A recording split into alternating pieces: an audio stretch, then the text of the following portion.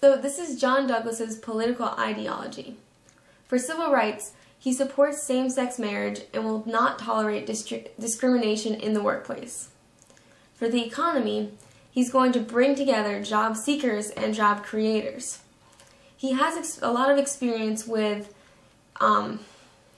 creating worker training programs for shipbuilding from his time as Assistant Secretary of the Navy, and he owns a small farm, so he understands what Virginian workers are going through. His plans for the economy are to help grow small farms and to set up workforce training programs in industries like health, technology, and clean energy. Basically, if it's growing and on the rise, he's going to want to train workers to be able to perform those jobs. He also wants to end tax subsidies for corporations and protect retirement funds from Wall Street gambling. For education, John Douglas plans to establish a district education council to encourage communication between parents, teachers, and community leaders. He will reward outstanding teachers and provide funds for schools that are lower income. And he also wants direct loan programs and increased Pell Grants to help send students to college. For the environment, John Douglas opposes uranium mining. He will not lift the ban on uranium mining at Coles Hill. He also wants to invest in secure energy solutions such as wind and natural gas. For healthcare, John Douglas supports research and development for life-threatening diseases such as cancer and diabetes. He also plans to bring down the cost of prescription drugs and reward preventative measures of care. He supports giving veterans better health care and keeping our Medicare system just the way it is to protect our retirees. For Homeland Security, Douglas has served in the military for more than 35 years under both President Reagan and President Clinton. He's very knowledgeable about foreign affairs and security. Within Virginia, he wants to combat cybersecurity threats and be prepared as possible for natural disasters such as floods or earthquakes or whatever might come at us.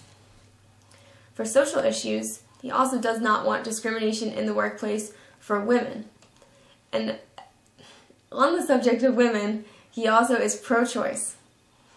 And he believes in the right to bear arms responsibly, but not if they are illegal weapons. Here are some of the major interest groups and PACs contributing to John Douglas's campaign. The Machinists and Aerospace Workers Union contributed $10,000 to him this year.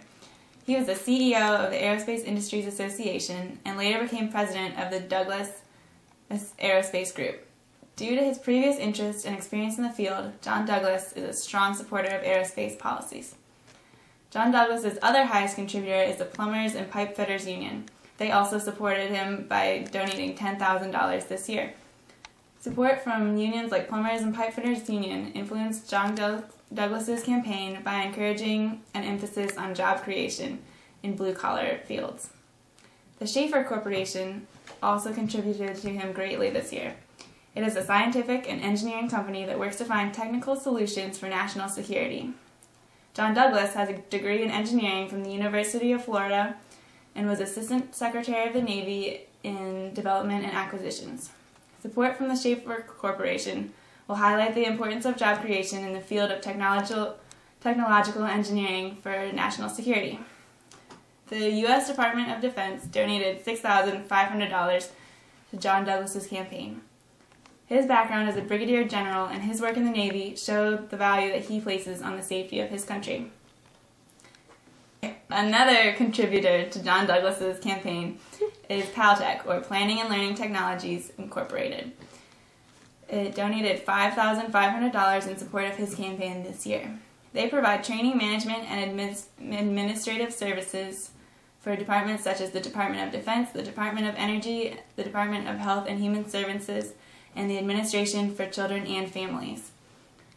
John Douglas has experience in the military and supports job creation in clean energy sources, not uranium mining. He also knows the importance of healthcare, medical research, and education policies. Paltech's support could cause extra emphasis on those issues in Douglas's campaign.